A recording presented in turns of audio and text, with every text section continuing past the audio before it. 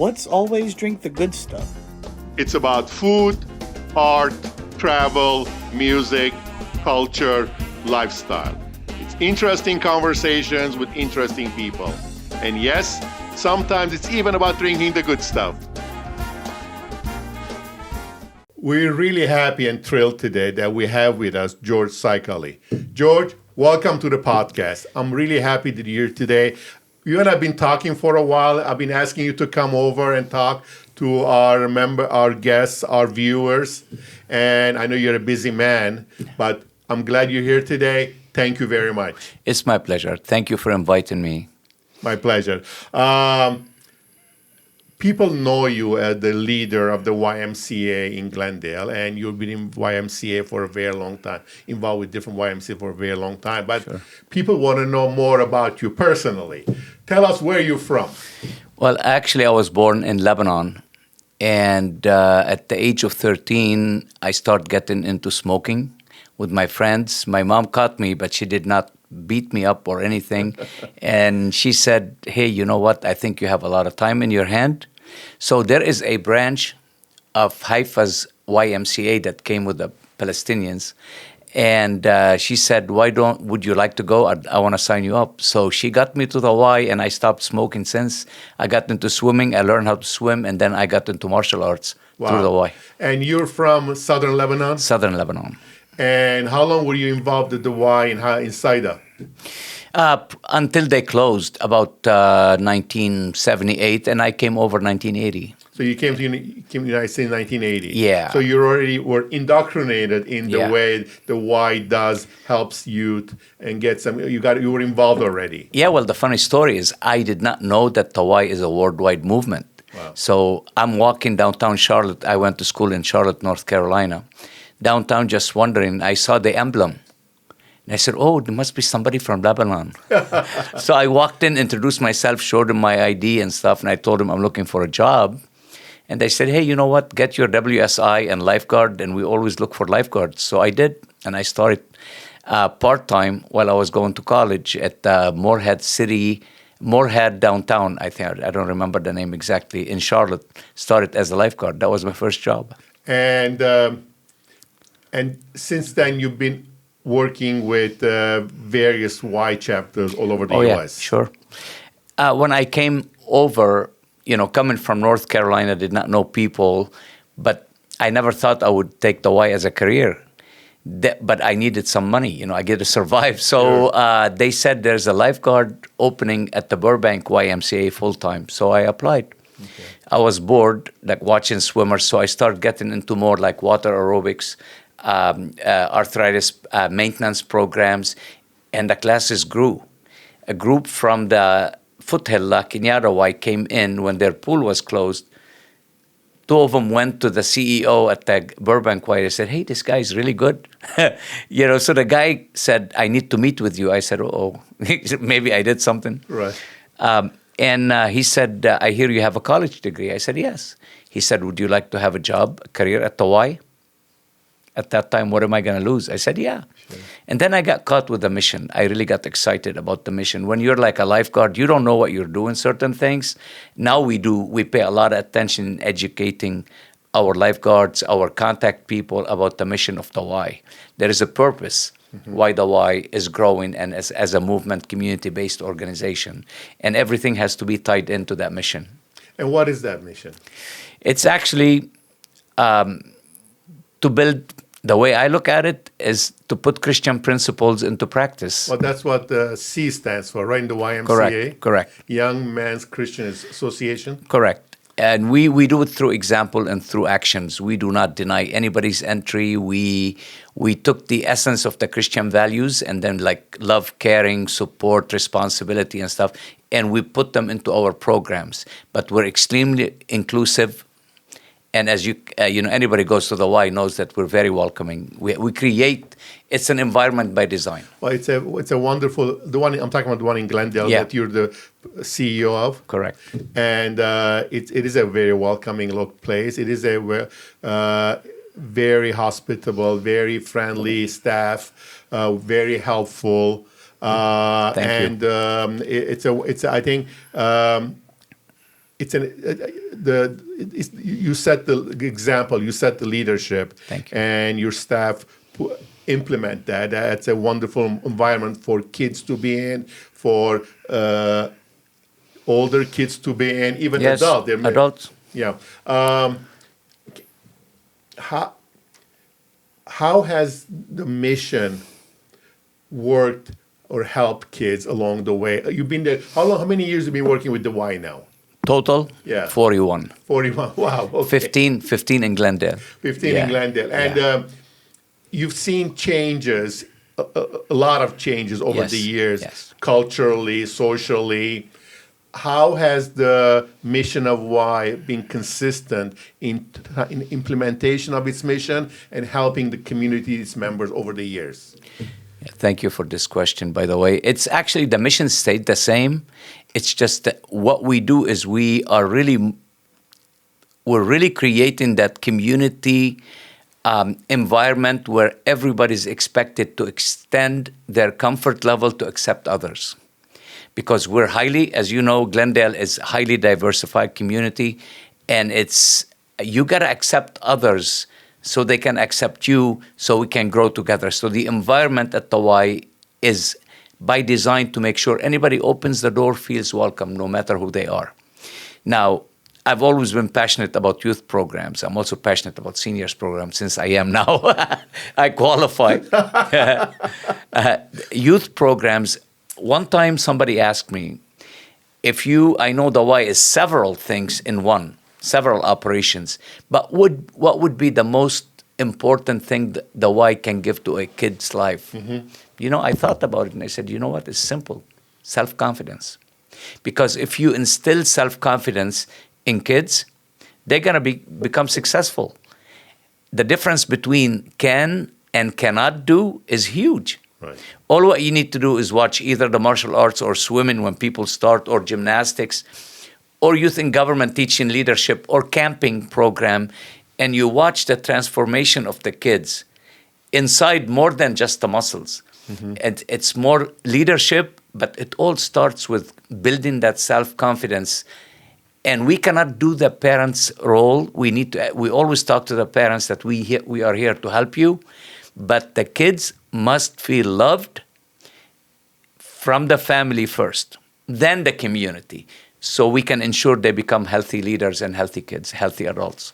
And welcoming. I mean, talk about you saying it's a diverse community, Glendale. I mean, obviously you see the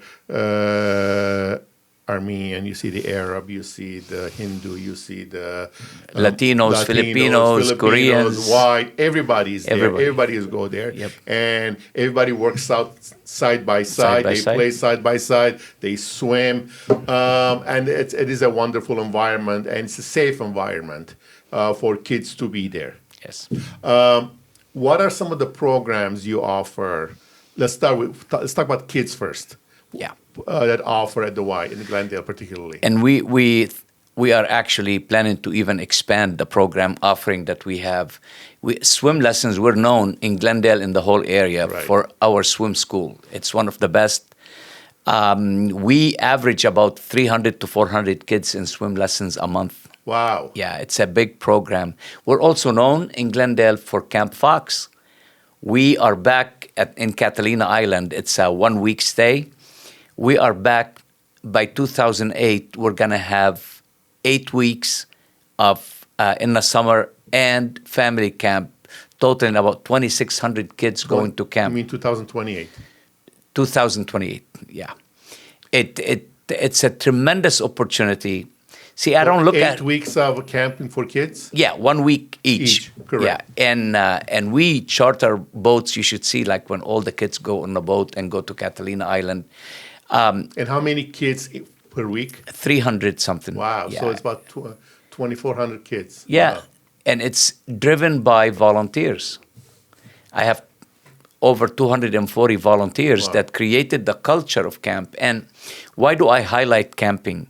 Because it's an environment where kids spend 1 week in an unplugged environment. Mm-hmm.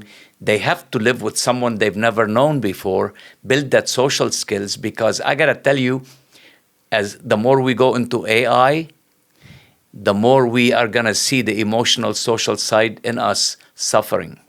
We need to strengthen that area. And I was talking to, at the dinner of our golf tournament, and I said, I think the Y need and human relations and youth development organizations will grow in the future, because you need to teach the kids things we took for granted growing up. Absolutely, yes. And that's really a big role. And I see transformation at camp. It's just amazing. I had one lady sent me a letter, a girl. We used to do a program with the police department, with, borderline kids. We all have them, every community. Sure. She did not want to go to camp, but the officer told her, no, you should go. So she went, kind of half forced.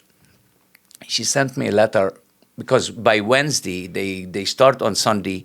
By Wednesday, they send letters to their parents and stuff. This lady sent it to me. Oh, this is from the camp? Yeah, sent it to the officer. Right. The officer gave it to me. She told him, Officer so-and-so, I didn't like coming in, but I'm gonna thank you for bringing me over. This is like heaven to me. I wish my mom is with me. Okay. And the leadership is like, another lady sent me a letter 2 years ago, said, I just want to thank you. I don't know what happened to my kid. When I picked him up, he was a totally different kid, asking about his friends, talking about his counselors. So it's a transformational experience for 1 week. Correct. So. And as a kid growing up in Lebanon and later here, I remember going to various camps associated with our church. And they've always been great experiences.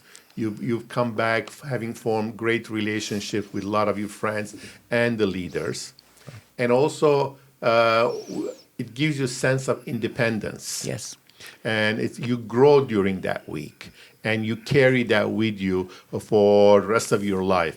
That sense of independence, sense of, I don't need mama to do this for me. I don't need baba to do this for me. Exactly. I can do this. I can rely on myself. It gives you a lot of self-confidence, and you can build on that over time, and it's a wonderful experience for kids, and I'm glad they're enjoying it.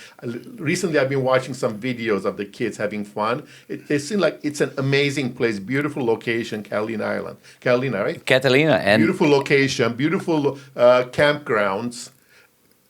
I'm sure they don't want to come back after a week. No, and you know what? They stay in touch with the kids in their cabin, and they actually, my camp director and my membership director met at camp when they were 5 years old, and then they dated later and they got married. which is you're running a dating service there too. No, it's just happened like that, and it's two good people. And of course, this is a paid program, correct? Yeah. Kids have to pay for this. They have, but we also have scholarship. Okay. Now that we're adding more weeks, because we have such a big demand. You're saying there's a waiting list. Yeah. There's a waiting list because we were only 3 weeks offering at camp, and the minute we say sign up online by like 12:10, it's filled with 1,100 on a waiting list. Yeah. So now we have a capacity to offer it to all, and I'm going to be aggressive into reaching to our friends in foundations and donors and say, I know there are kids who will benefit from it, who come from low-income families. I do not want to deny them. Help me with that. Absolutely, that's a great idea. I mean, Yeah. it's part of the fulfillment of the Y's mission. Absolutely. Yeah. I just want you to come when you go to the Y, and go to the gymnastics center. We're also It's on the other building. Yeah, Okay. the other building. We're also award-winning at the our gymnastics team, like our aquatics team. Last couple of weeks ago, I just was walking around and I saw a girl just going on a balance beam the first time. Oof. They say the eyes are the mirror of the soul, right? So I'm looking at her, and she's like very uptight, nervous, and the coach is gently talking to her, etc. She made it with the assistant. Last week, I went in, but you can look at the eyes.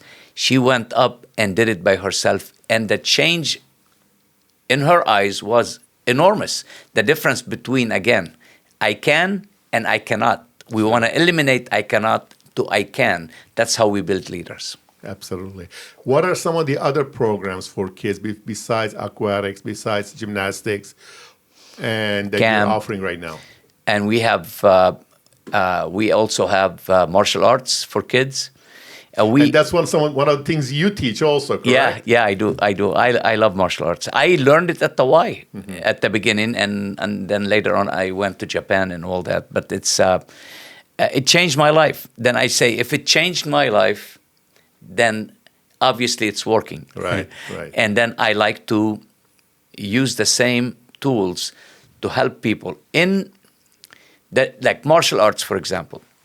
You're not going to go pick up fights with people. That's not the idea. The idea is the ability to control yourself and have self-confidence. Again, we go back to the most important thing we give.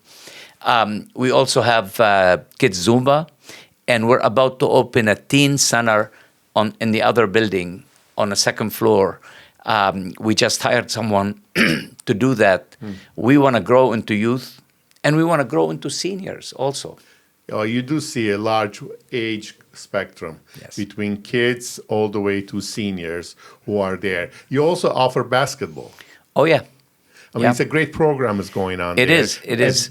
Different age levels, different abilities, and so on. It's a beautiful program. Yeah, and it's well run. Very well run. We have a group that we contract with, and they're all former college basketball players. Yes, I know that one of exactly. Yeah. And they know what to do, and they know how to deal with kids. So their clinics always packed, and they know how to build the kids' confidence. Yeah, I'm seeing. It's a great program. You have it, kids literally from 5-year-olds, 4-year-olds, all the way to adults. Oh, and it's a wonderful program. And it's like there's something going on every day with the basketball too. Always. And then we teamed up with the LA YMCA, with the LA Kings. We're going to be doing hockey ball. Really? Ball hockey. Yeah, starting probably in January. What are some of the programs for the not older kids, but more adults, let's say? Our facility is the largest YMCA facility. Between what I have in the programming ability, what gymnastics center is, and the main building, we got about 85,000 square feet of programmable areas. So basically, the Y has everything. Well, there's class for Zumba classes for adults. Yeah, and Zumba for kids. Zumba for kids. Yeah, I mean, what is it that the Y, I'm not necessarily talking about kids, but for adults, what is it that the Y offers to adults that other private gyms don't offer or cannot offer? Well, I'll go back to my mission. The mission for the Y is to create a community. So relationship building is very important to us, because my board, they're all volunteers. They actually pay money. They don't make money. They want to see a difference in the community. I'll tell you what I'm working on now, which is another passion of mine, since I'm a senior already. We want to build a Wellness Warriors Club. Explain that, please. We have, I've noticed through the insurance or direct membership, we got 3,000 people who are over 60 that come to the Y. Typically, there's maybe about 100 of us who are fit. Most of them, the reality is they go to the doctor, and the doctor said, you know what, your vital signs are not going the right way. So where to go? They want to come to a casual environment, friendly. Maybe they went to the Y when they were kids, which is somebody said, you're like the Catholic Church, you get them when they're young and they stay with you the whole. So that's actually what we want to do. We want to recruit the volunteers who are already fit. Look, we all have arthritis, we all have bursitis, we all wake up with pain, but I'm going to get each one of the volunteers to take a group and just build that social welcoming. And I'm going to get them into healthy lifestyle, because for a long time they used to say when you're over 40, you shouldn't use weight training. You should not weight train. That's nonsense. And it's nonsense. And there's a whole revolution. The difference, I don't know if we guarantee people to live longer. Nobody can guarantee that. But what we can guarantee is vitality. With and strength. Opportunities with the social. Because how many, I'm going to go back to another story. I was talking about the kids because, as I mentioned, I'm Lebanese. And I visited Lebanon. Yeah. And I visited Lebanon, and I noticed one thing that I kept thinking the whole time flying back. It's like you look at in Lebanon, you look at the kids. In Armenia, in Artsakh, when I was, they really don't have a lot of resources, Right. but they have a smile. Then I said, how come them, my kids when they were young or the neighborhood kids now don't have that smile, and they got everything materialistically possible within a reach of their hand. Right. Then this is how I realized, wow, that's the emotional social side. And I'm talking about it. A lady, a member, came after. She said, I was listening to what you're saying, an older lady, like my age. She said, but I want you to know, the good thing I like is she didn't think I was a senior. She said, we. Right. She said, we have the same problems. A lot of people live alone. There is lack of social skills. A lot of us have dying friends, Social etc. interaction, lack of interaction. Lack of interaction. Then I tagged it with, I'm also the chair of the senior services in Glendale, that before COVID, the Meals on Wheels were, let's see, give an example, 2,000 meals given. During COVID, went up to 6. Post-COVID, it didn't go to 2,000. It's 4,000, 4,500. Okay. So I'm saying there are more people who are now Discovered alone. more people during the COVID era. Yes, but they stayed with that, and being alone is really bad. So the exercise is beneficial, especially strength training, but the emotional social for seniors need is tremendous. We want to create that community for them.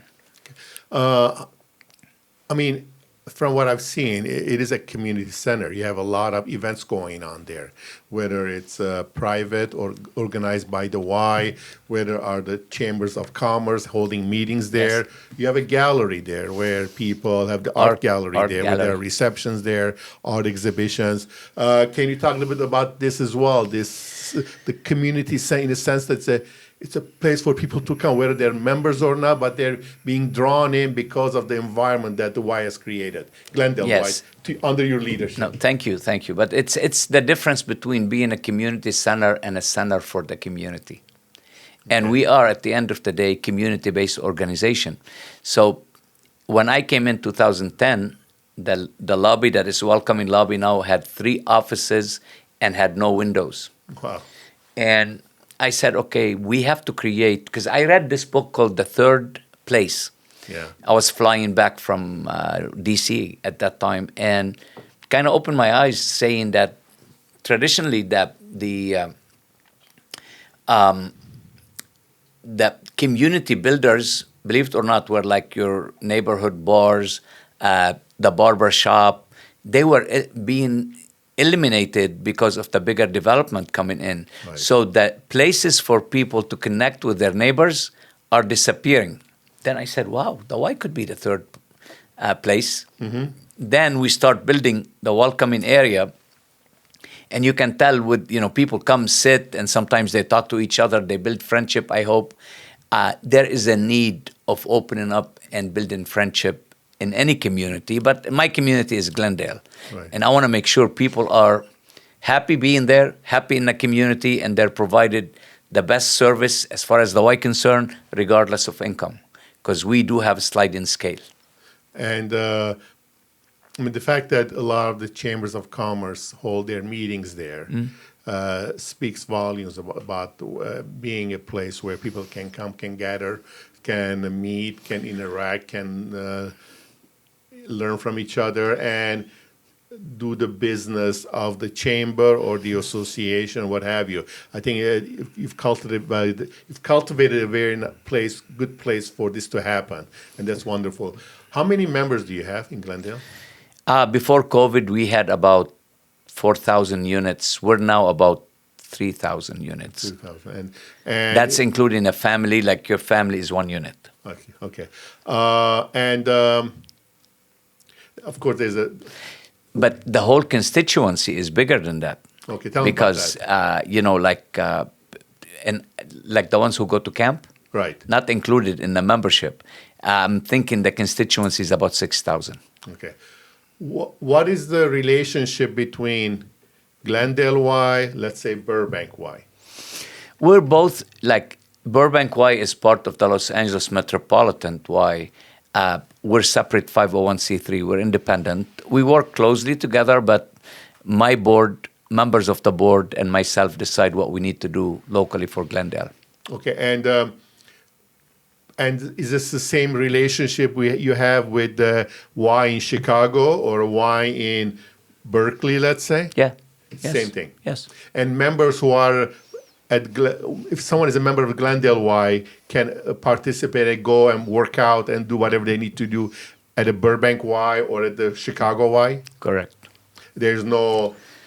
The only restriction is if you are in our neighborhood and you have used us more frequently than your home Y, we come to you and say, you know what, why don't you pay your money here? I see. But it has to be, the rule is 51% of your usage has to be your home Y. I see. But if you're traveling, like I'm going to the East Coast, they don't. And are the memberships comparable? The membership monthly dues, are they comparable compared to various Ys? We're actually more affordable. Is it? I see. Yeah. The reason is, but see, we do our pricing based on the neighborhood as well. Okay. You know the Y on Louise and Wilson, surrounded by apartments.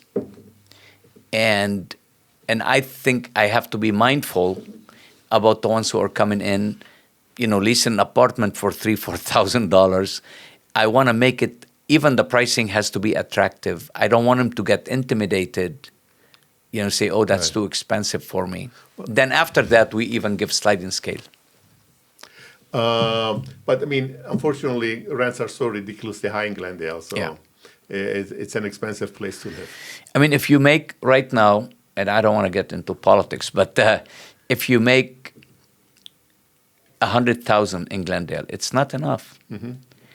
Because you pay $4,000 for rent, Right. And after taxes, you probably And you have a high city tax also. Yeah, well, I don't want to get into that, but You have higher city tax, even higher than Los Angeles. yeah, it's a good community, though. Okay. It's a good community. What's next for the Y? What are some of the changes that are coming for the next 5 to 10 years? I think that we need to really watch AI, because I think within the next 5 years, it's going to take over a lot of stuff. We still don't know the ramification.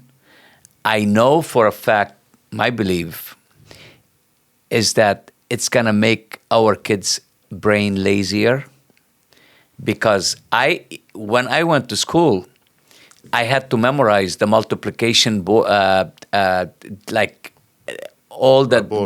board. You had to memorize it. Today, you ask anybody, okay, what's 7 plus 8? Okay, hold on.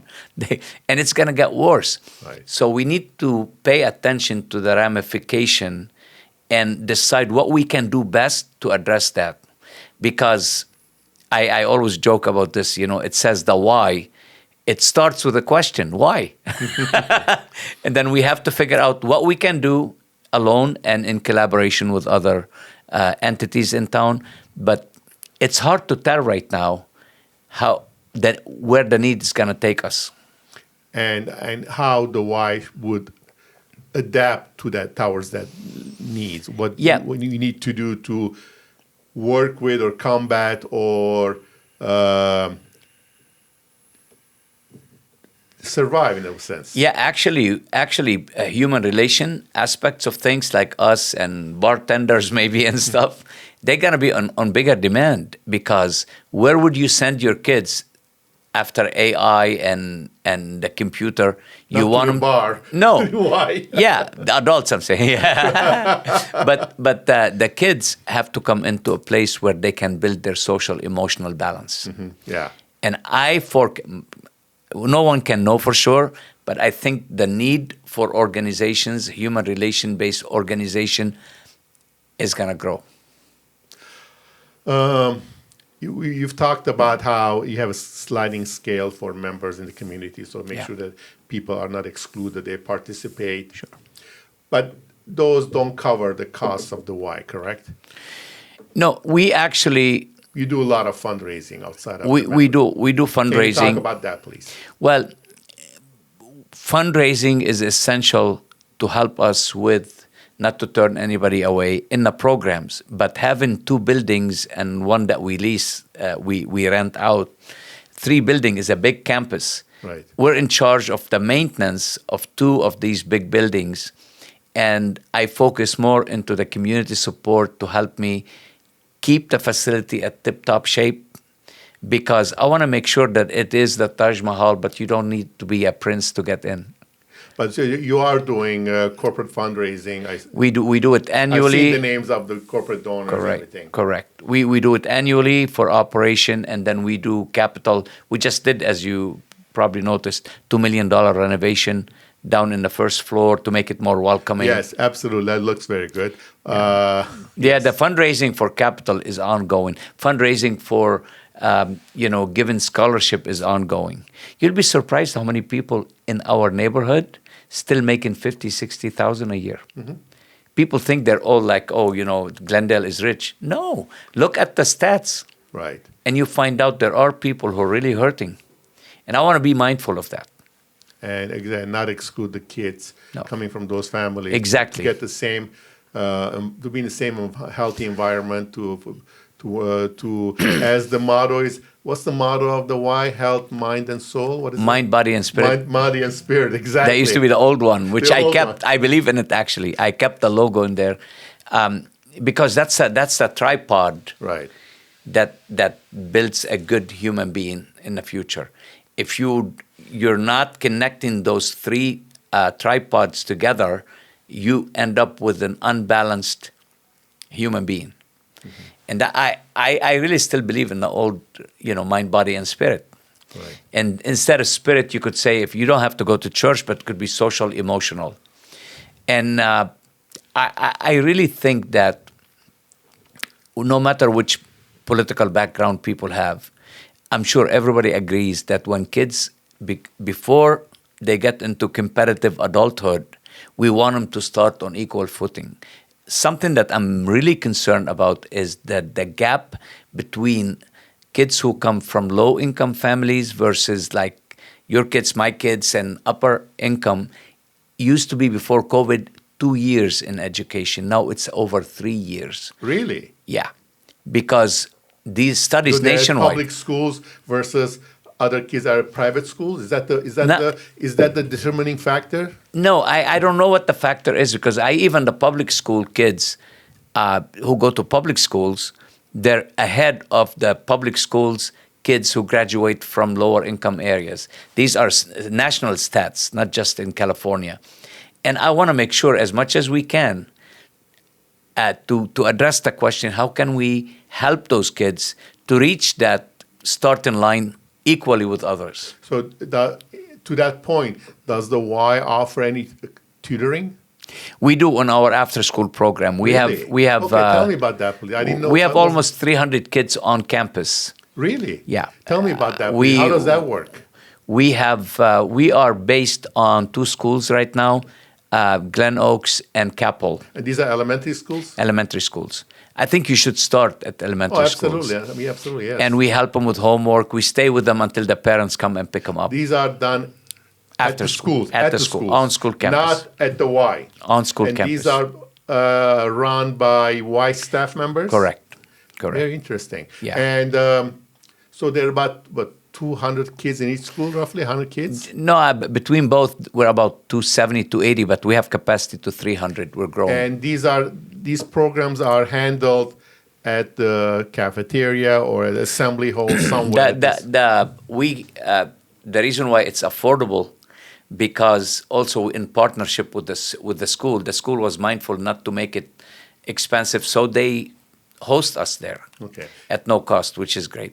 And how do you determine which kid is coming into the program? Is it due to their economic level or is it due to educational level based on? No, it's for all. It's for all, open enrollment. And then there are kids who come in from ELOP that, low income, so that's coming from the school.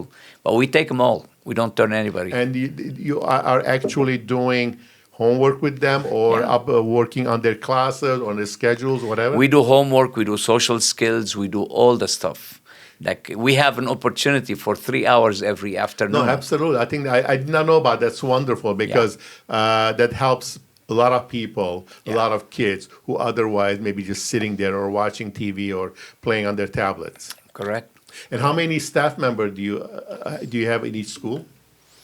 It depends on the ratio, like how many kids per staff. I think like in Capel we have more kids, we have more staff than Glen Oaks, and it depends on the licensing, on our capacity in each school. And do you have plans to expand this program into other schools in Glendale? We would love to, but it's we're working with Glendale GUSD on that.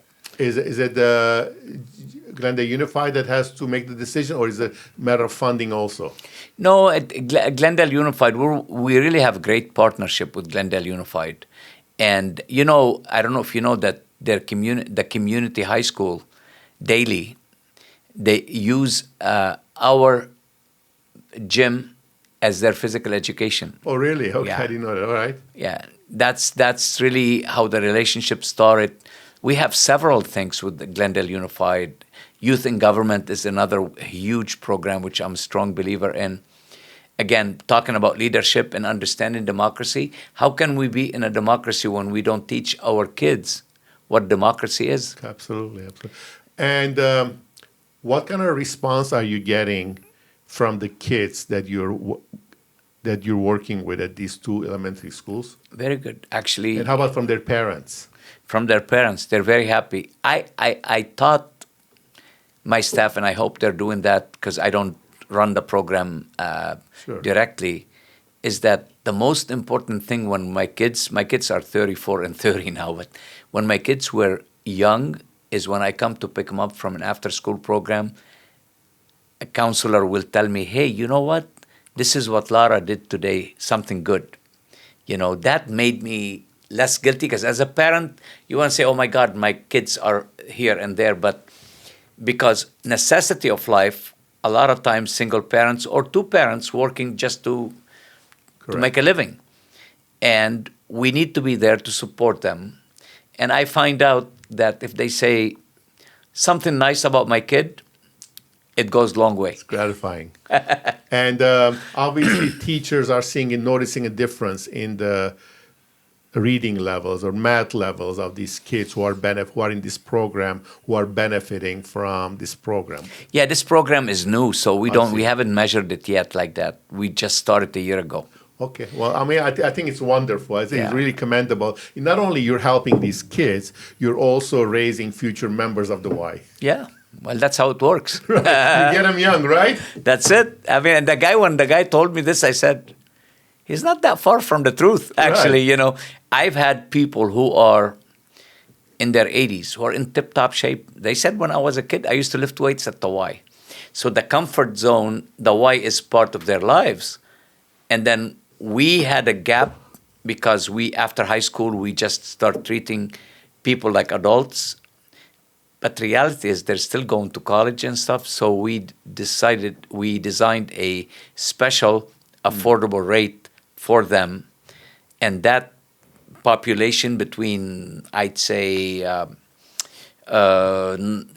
18 to 29, that population has quadrupled in number. Wow. So we were getting at the disconnect, then they come back later. So now we kind of like connected the whole cycle. I think that's really commendable, and I think it's really good forward thinking.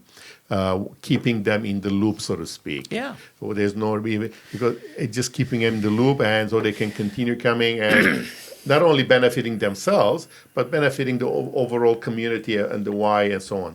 I work out all the Yes, time. I do. And I go to the weight room and I hang out with these young adults, and I would like you to come and meet them. There's about 13 of them from, they're Americans, but from Armenian background.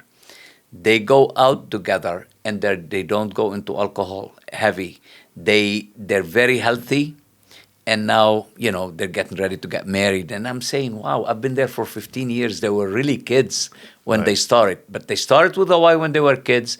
Now they're getting into, they graduate from college and things like that, and it gives me great pride. Not only that, it also gives their parents a peace of mind that their kids are in a safe environment. Yes. Where they are with people who are equally, think similarly and act similarly, and they are in an environment where they feel comfortable. And earlier you mentioned going to a bar. People feel comfortable going. Some people feel comfortable going there.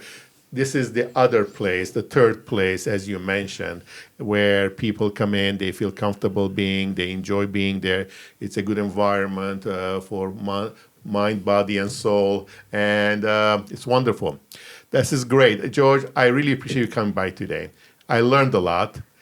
Thank you for your leadership. Oh, it's my pleasure being here. Thank you for being here. Thank you for your leadership. The community thanks you. I know everybody loves you at the Y. Everybody wants to talk to you, and it goes to your level of involvement and level of execution. The planning and execution you put through there.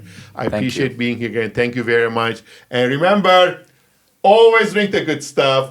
Cheers, everybody.